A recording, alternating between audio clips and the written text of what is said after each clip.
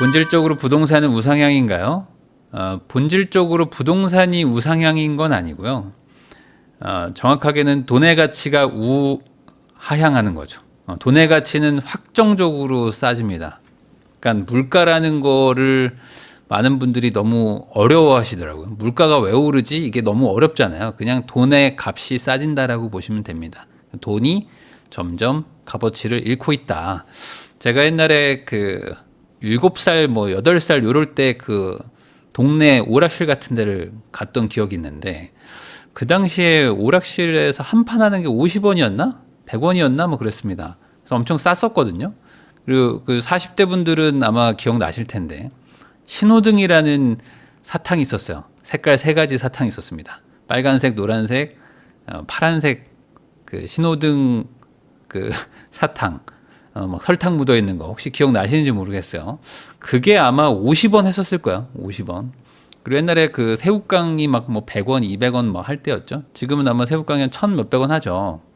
그러니까 왜 물건은 똑같은데 가격이 올라가냐 이렇게 생각하시면 이게 내용이 복잡하단 말이죠. 이해하기도 어려울 수도 있고, 그냥 돈의 가치가 떨어지고 있다. 그러면 왜 돈의 가치가 떨어집니까? 돈의 가치가 떨어진다는 거는 간단하게 생각하면 됩니다. 그냥 세상에 돈이 점점 많이 풀리고 있다. 아니 그럼 돈이 왜 풀립니까? 이제 여기서부터 살짝 복잡스럽긴 한데, 돈이 풀리는 이유는 은행 때문이다. 그냥 이렇게 이해하시면 됩니다. 은행 때문이다. 그럼 은행이 왜 돈을 풉니까? 조금 더 어렵긴 하지만 여기서 심플하게 이렇게 생각하시면 됩니다. 은행은 자기가 남한테 받은 돈의 10배를 빌려주고 있다. 그러니까 은행은 그냥 돈 복사기다라고 생각하시면 됩니다. 그러면 은행은 왜 돈 복사기예요? 자, 여기서 이제 너무 어려워지기 때문에 가장 쉽게 여기서 이제 결론을 내면 원래 그런 것이다.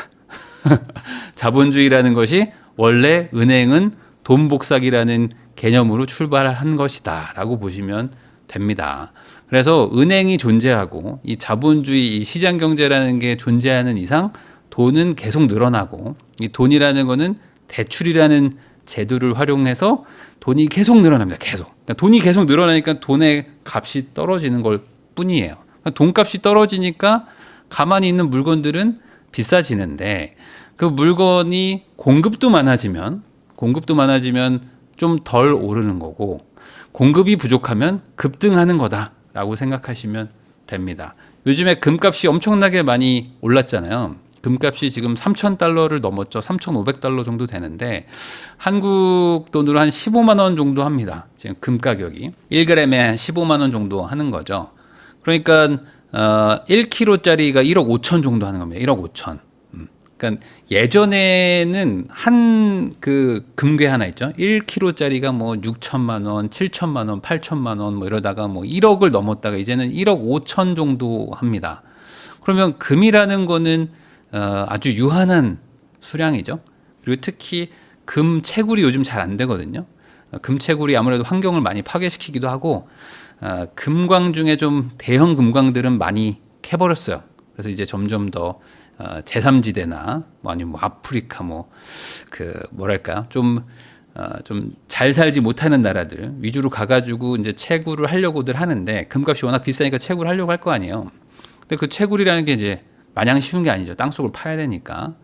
그래서 금이라는 거는 개수가 정해져 있고, 그리고 금 수량의 상당 부분이 중앙은행이 다 금고에 가지고 있거든요. 영국이든 미국에 다 쟁여놓고 있습니다. 그래서 그걸 금 선물이라고 해가지고 종이금을 만들어가지고 소위 말하는 월스트리트에서 그냥 금이 있다고 치고 거래들 하고 있거든요. 실제 실물금을 들고 다니는 사람들 별로 없고, 우리나라도 KRX 금거래소라고 해서 그 금거래소 안에 금이 있다고는 하는데 알 수는 없어요. 알 수는 없고 그냥 그 안에 있는 거로 치고 거기서 이렇게 또 거래를 하고 있습니다. 증권처럼. 어쨌든 있긴 있겠지만, 그러니까 그런 것처럼 공급은 정해져 있는데 돈값이 싸지니까 금 가격이 폭등하는 거거든요. 그러니까 여기서 이제 오해하면 안 됩니다. 금 가격이 왜 이렇게 올라가? 그게 아니라 그냥 돈값이 싸진다. 그러면은 돈은 계속 풀리는데, 근데 금 가격은 올라갔다가 내려갔다가 올라갔다가 내려갔다가 하지 않습니까? 아니 돈값이 떨어지는데 왜 금 가격은 오르기만 해야지 왜 출렁이냐 이거죠. 그 출렁이는 부분은 기본적으로 사람의 욕망과 관련이 있다. 사람들이 갑자기 몰리면 가격이 좀 올라가는 것이고, 또 가격이 올라갔으면 이제 버블이 생겨가지고 또 이렇게 빠지기도 하면 또 공포감을 느끼기도 하다 보니까 좀 과하게 빠지고 과하게 올라가고 이런 어떤 사이클은 있지만 큰 틀에서는 우상향하고 있는 거죠. 그거를 다시 반대로 얘기하면 돈의 값이 계속 우하향하고 있다. 그래서 이 실물 자산이라는 개념의 어떤 기초를 이렇게 생각하시면 기본적으로 실물 자산들은 점점 비싸지고 있구나. 돈값으로 치면. 근데 그게 과열됐을 때는 조금 조심해야 되고 많이 빠졌을 때는 좀 관심을 가져야 되는구나 정도로만 이해하셔도 이 자본주의, 이 시장 경제를 살아가는 우리 일반적인 시민들한테는 충분히 좋은 어떤 그런 개념 정리라고 보시면 됩니다. 그래서 다들 금을 가격이 올라가니까 관심을 갖잖아요. 근데 금이라는 것도 어쨌든 우상향할 거 아니에요? 그러면 어떻게 하면 돼요? 남들이 관심을 가질 때 사는 게 아니라 남들이 금은 끝났다라고 할 때 사면 되겠죠. 왜? 금은 유한하니까. 근데 대부분 사람들은 금값이 올라갈 때 산단 말이에요. 그리고 내려갈 때 팔아요. 그러니까 그게 잘못된 거죠. 반대로 생각하면 금은 어차피 앞으로 계속 비싸질 거거든요. 그러니까 지금 꼭 안 사도 되잖아. 물론 지금 사가지고 장기 보유할 거예요, 이렇게 하시는데 대다수의 자산 아까 말한 대로 이렇게 오르락 내리락 이렇게 사이클이 있습니다. 그 사이클은 기본적으로 사람의 욕망과 관련된 거예요. 사람들이 그걸 간절히 원할수록 상승 사이클이 강해져가지고 단기간에 돈을 버는 것 같지만 결국에는 한 번 또 빠져요. 그러니까 나는 그걸 반대로만 하면 돼. 우상향하는 자산을 남들이 망했다고 할 때 사면 되는 거죠. 지금 비트코인도 최근에 많이 빠졌더라고요. 그래서 1억 5천이 깨져가지고 이제 10만 달러 밑으로 내려가는 거 아니냐 얘기들이 나오고 있습니다. 근데 비트코인 한두 달 전만 해도 점점 계속 올라간다. 이더리움이고 다 망한다. 비트코인만 살아남는다. 이런 얘기를 했었어요. 근데 그때 사람들이 많이 샀어요. 역시 비트코인이야 라고 하면서 사. 그리고 나서 빠지죠. 빠지고 났더니 이제 비트코인은 끝났다. 이런 얘기들이 또 슬슬 나옵니다.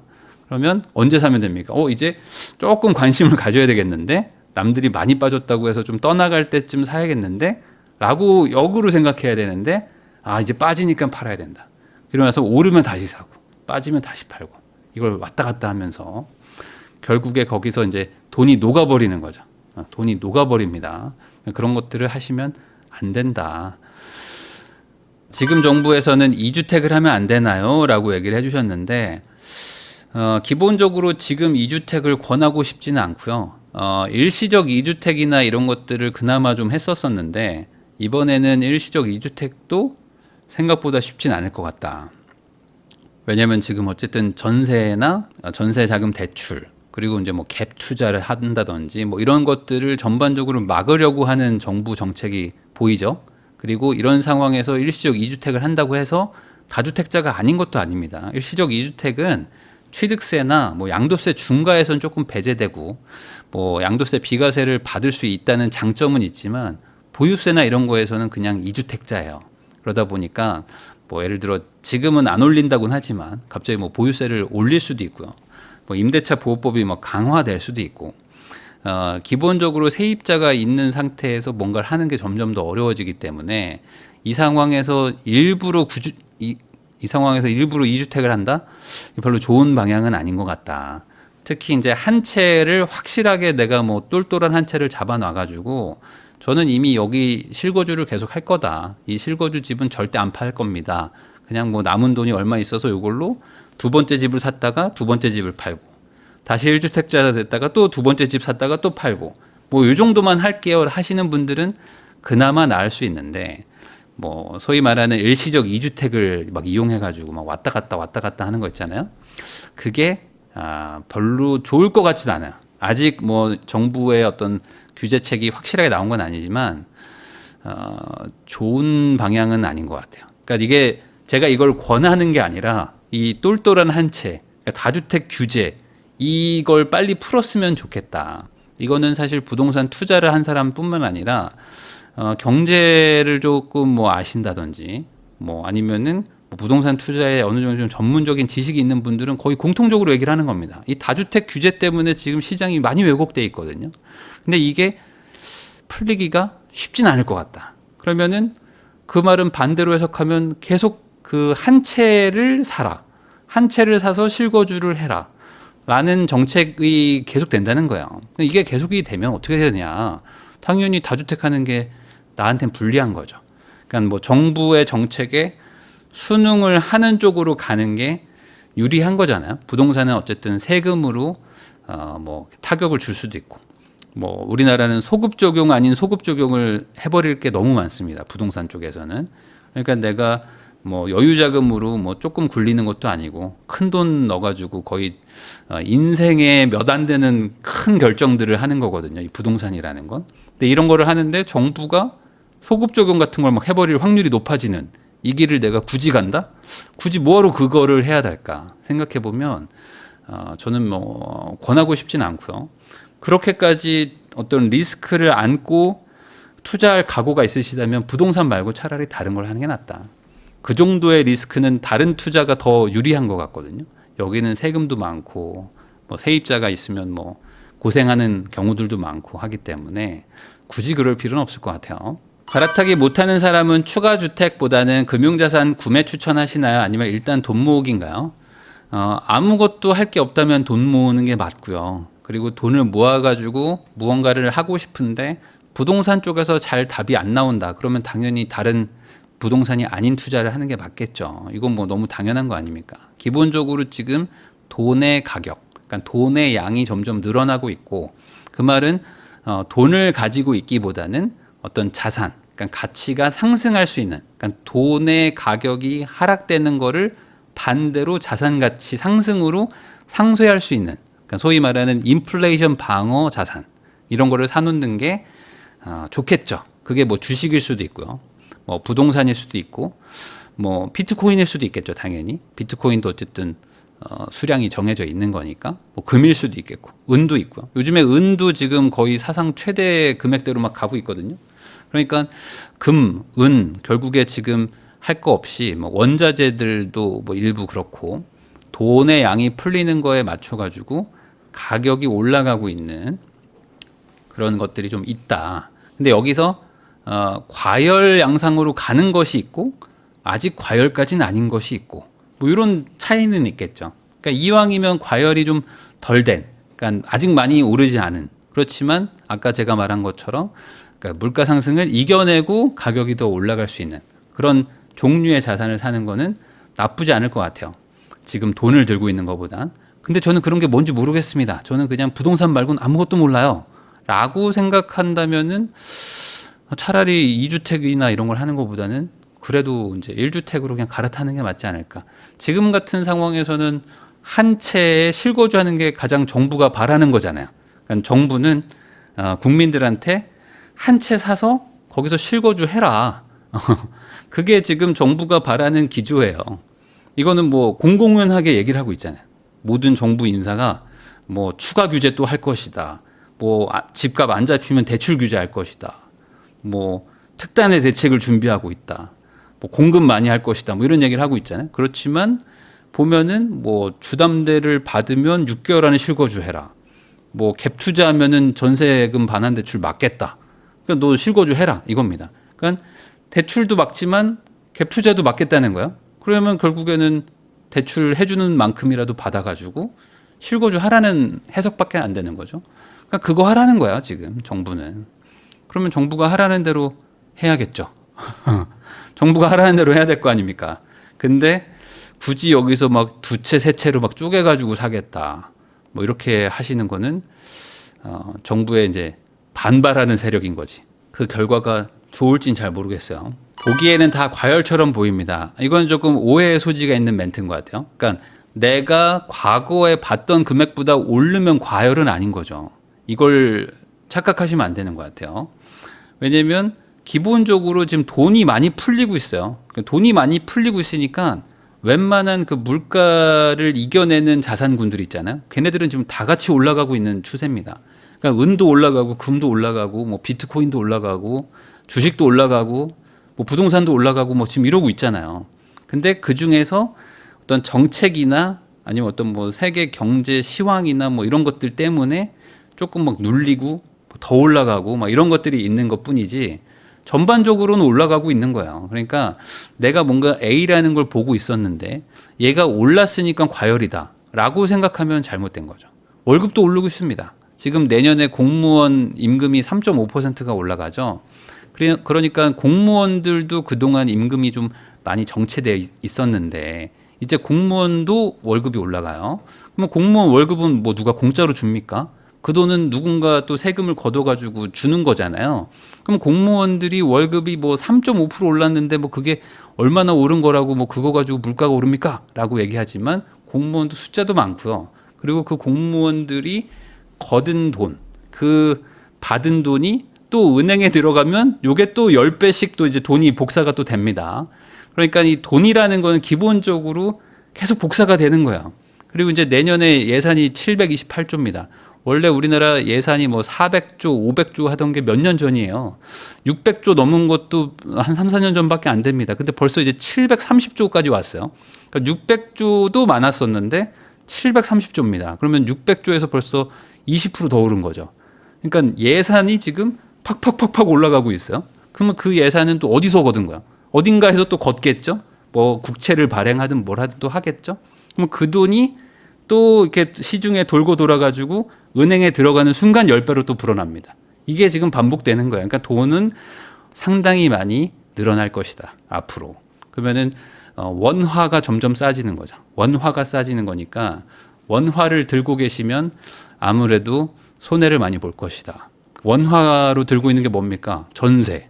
전세 같은 게 원화로 들고 있는 전형적인 자산인 거죠. 현금으로 가지고 있는 거. 뭐 은행에 이자를 받으려고 넣어놨다든지, 뭐 전세를 뭐 맞췄다든지, 뭐 이런 것들이 이제 기본적으로 확정적으로 돈값이 싸지는데 타격을 받는 겁니다.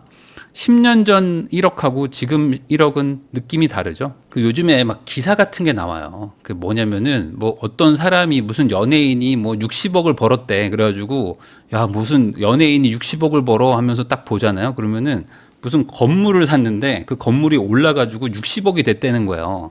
그래서 그 밑에 댓글들 보면 어김없이 뭐 연예인들은 뭐 공짜로 뭐 아주 쉽게 돈 벌면서 뭐 60억을 또 벌었다 하면서 뭐 나라가 뭐 이게 뭐냐 막 이렇게 막 댓글이 달리는데 10년 동안 60억이 올랐다는 거예요. 아니 그럼 10년 동안 60억이 오르면 엄청나게 오른 거 아니냐.